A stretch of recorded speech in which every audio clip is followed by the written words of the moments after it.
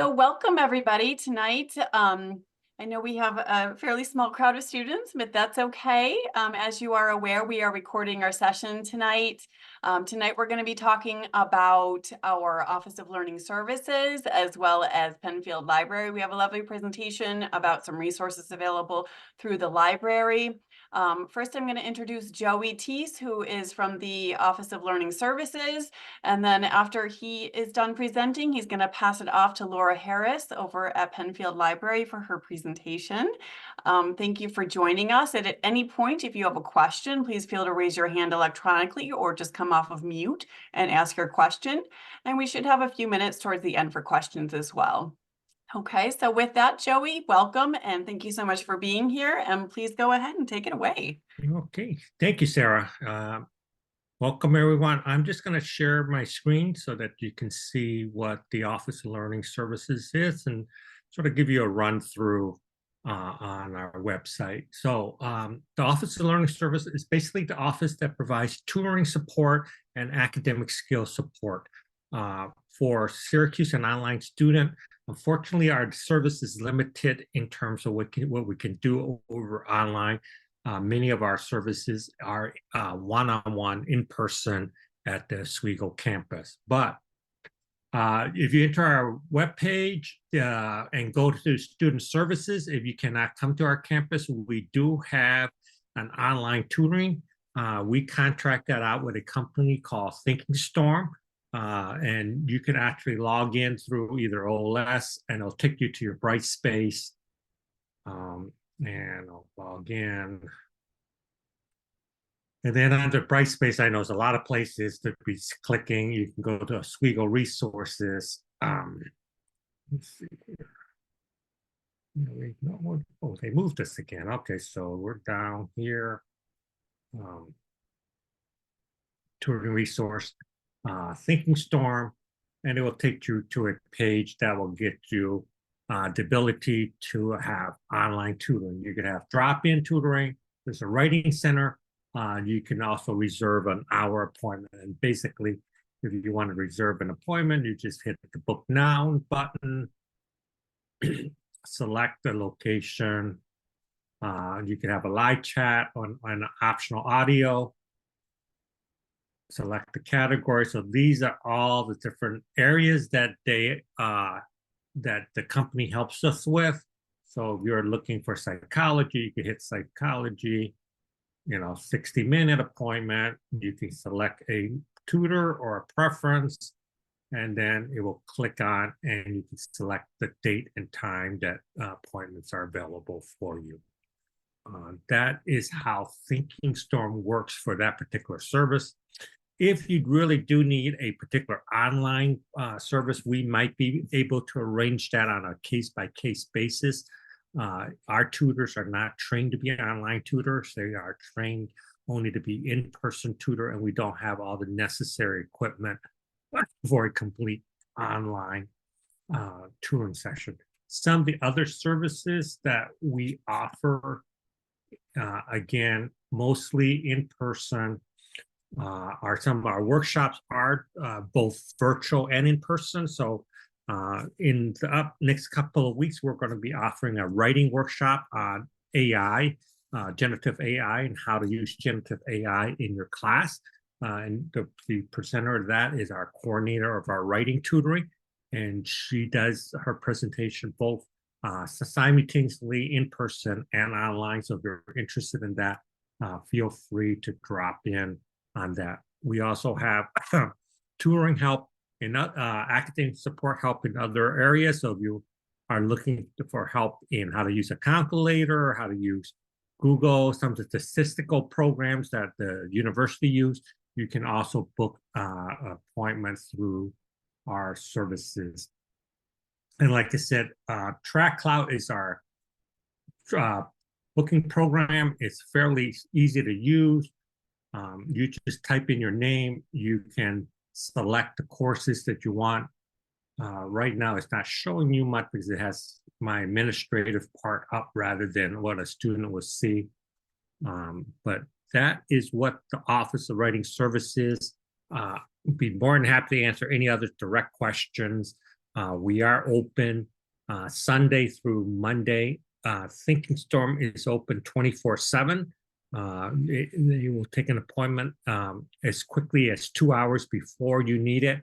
Our one-on-one in-person is a 16-hour before you book. So, and our one-on-one, excuse me, our peer tutors, mostly undergrad and grad students at Oswego. So thank you very much. And if you have any questions, please feel free to ask. Laura, I will turn it over to you.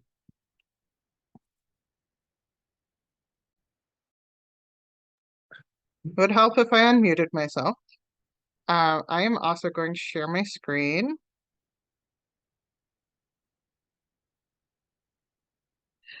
And Jennifer, I'm curious, are you, if you don't mind sharing, are you an online Syracuse student?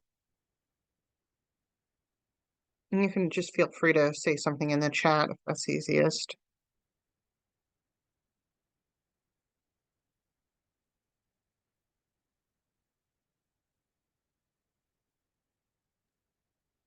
While I'm waiting for you, I will just go ahead and give a quick overview of some of the library resources. I think when people think about libraries, and I mean, I still think of libraries in this way too.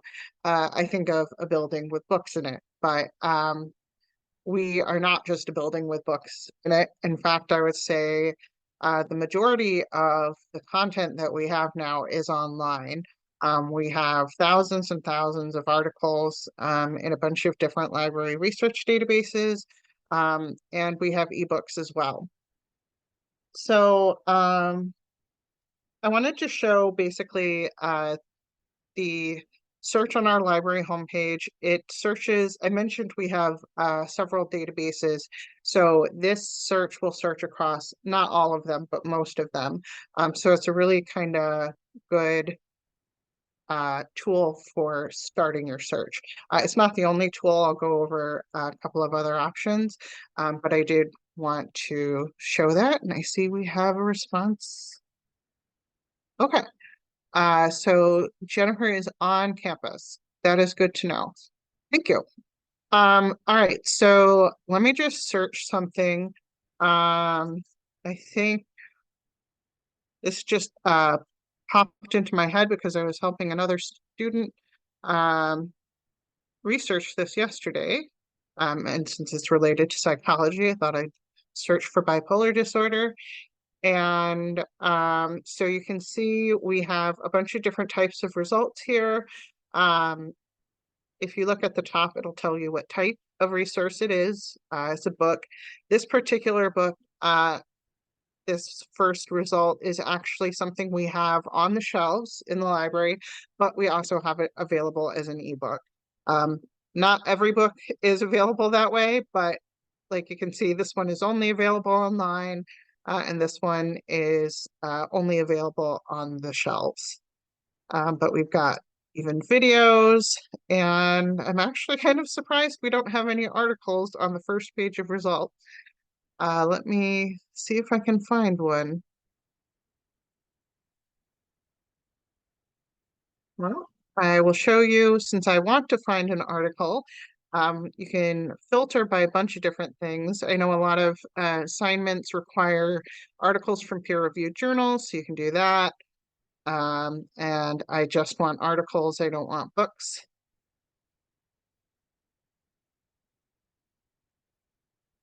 So this is a great example. Most of the articles we have are available online.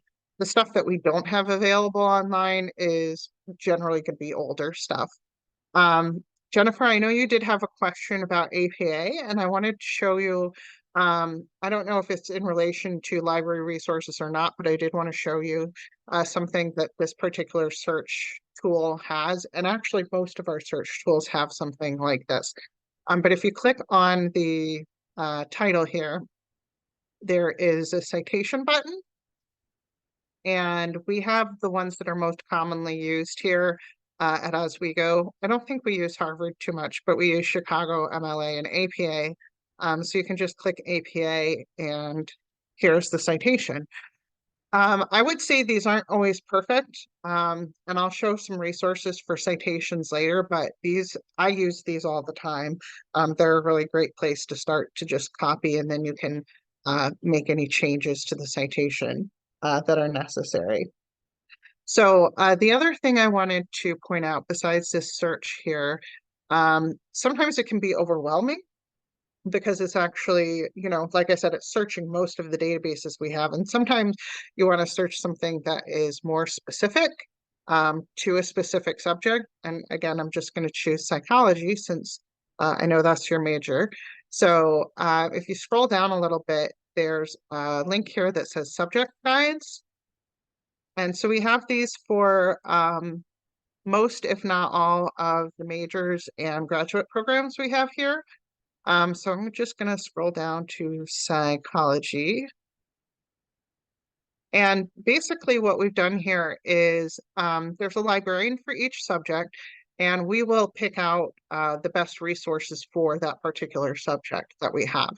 So PsycInfo is great for psychology. And again, I'm going to do bipolar disorder here. And I did enter a search term. All right, I'm going to have to figure out later why that didn't work, but we can just go directly to the database here. So this will just give us results that are for psychology.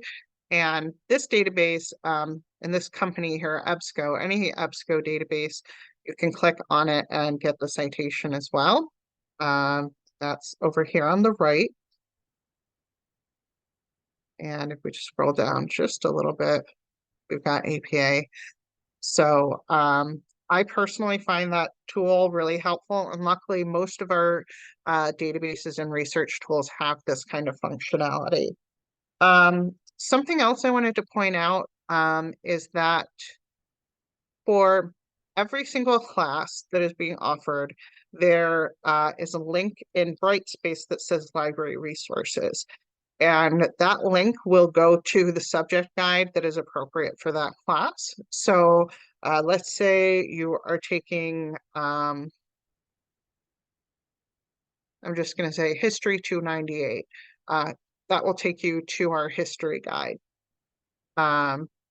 If you were taking a computer science class, it would take you to the computer science guide.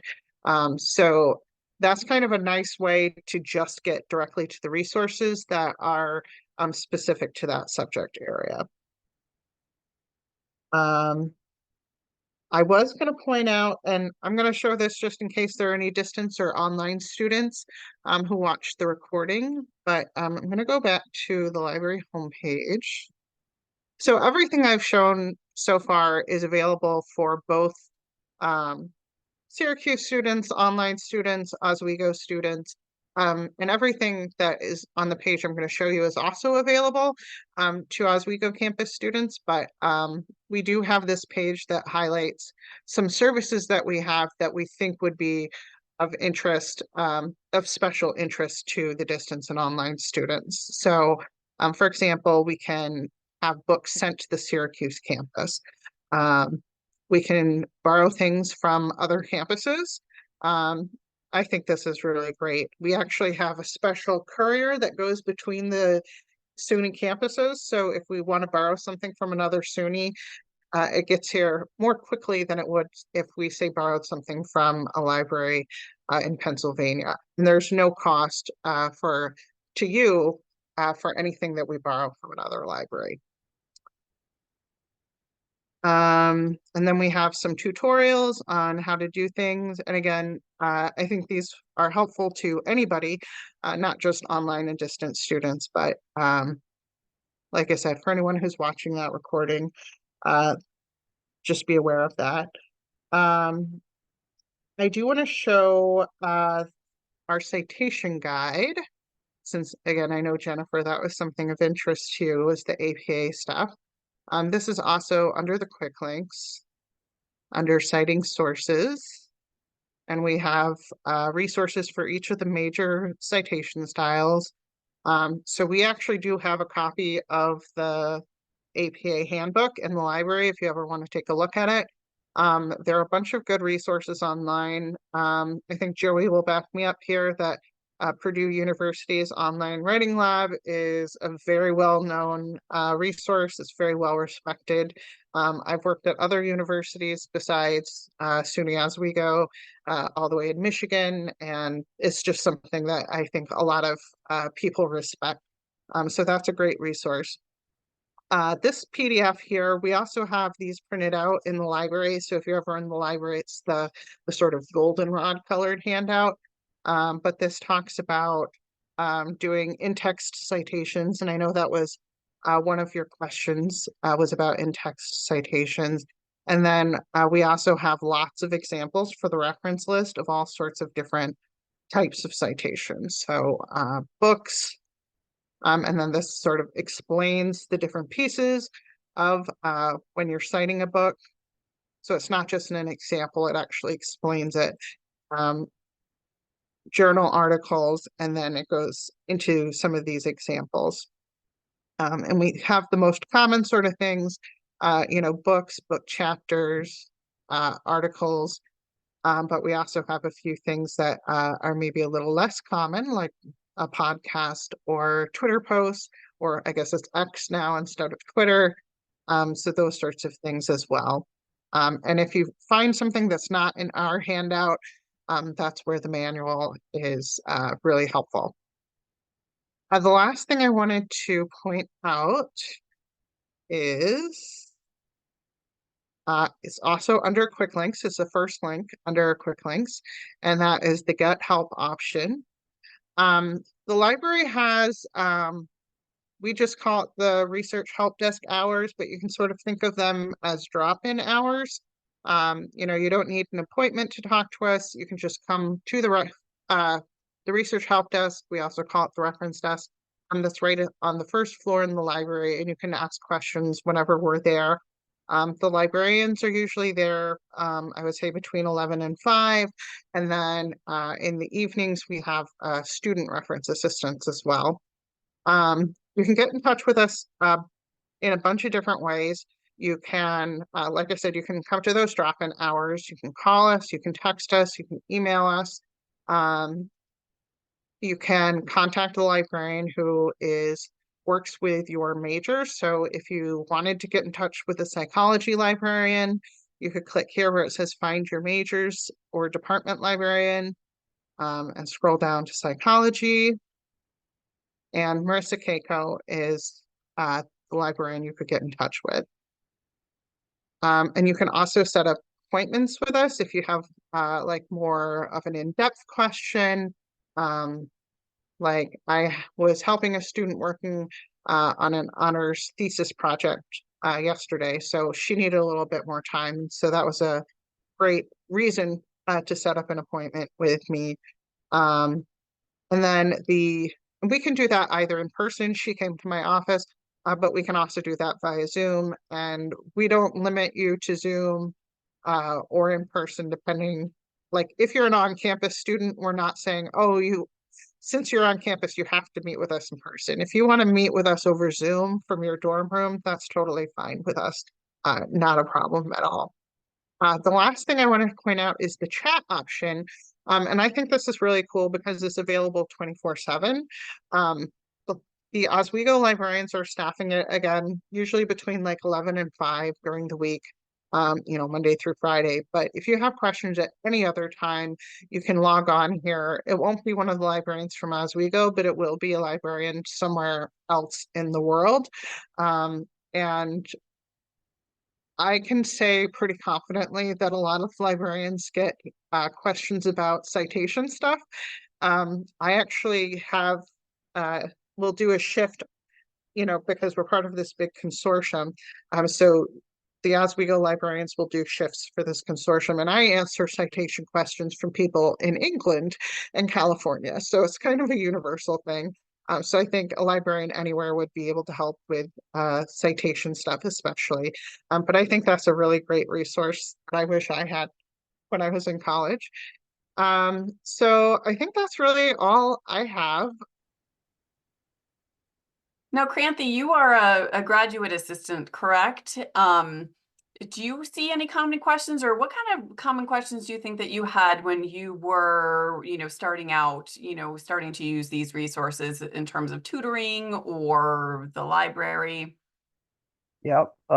So when I started, I had bunch of questions about APA. I Mhm. moved here to Oswego from South India.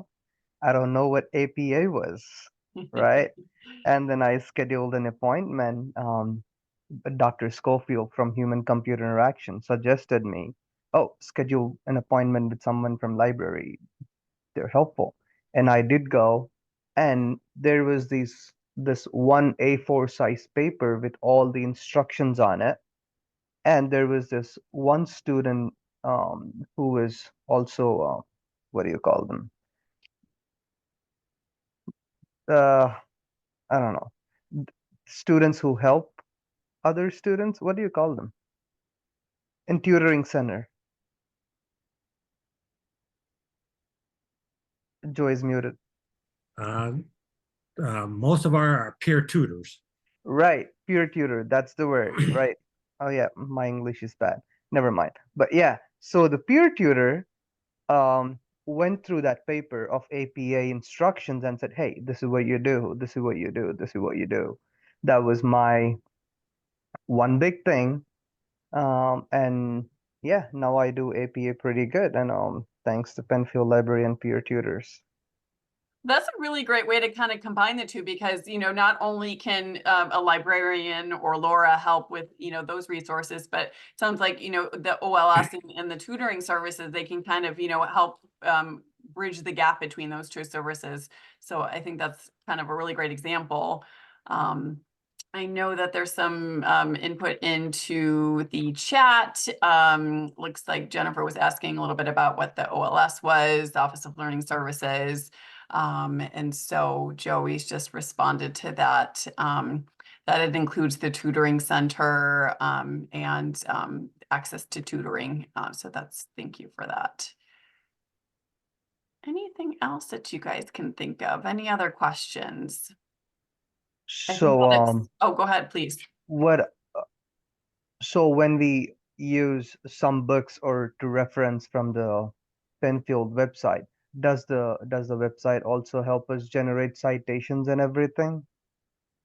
I've never actually looked into the thing. Really, our resources will give you the citation for the reference list. Um, my cat has decided to say hello. Yeah, so it'll help you with the reference list part. And what I usually recommend is to like double check that handout that we have, the sort of goldenrod one, because sometimes they get it not quite right. Usually with APA, I find that it gets capitalization wrong.